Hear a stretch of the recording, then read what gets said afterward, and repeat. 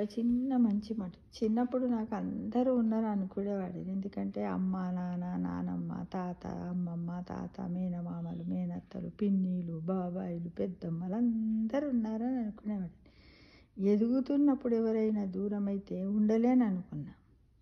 ఇప్పుడిప్పుడే తెలిసి వస్తుంది. కడవరకు మనతో ఎవ్వరు ఉండరని. మనకు మనమే తోడని. ఇది నిజమే కదా ఫ్రెండ్స్. అంతే కదా, చిన్నప్పుడు అందరూ ఉంటారు. కొద్ది రోజులే మనం పెరుగుతున్నప్పుడు ఒకరు అందరూ పోతూ ఉంటారు. లాస్ట్కు మనమే మిగులుతాము. మనతో పాటు ఎవరు ఉంటారు చెప్పుకోండి. మన అంతరాత్మ ఉంటుంది, మన మనశ్శాంతి ఉంటుంది.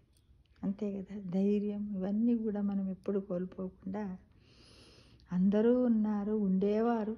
నేను కూడా కొద్ది రోజుల తర్వాత ఉండను అందరిలో ఒకరిగా.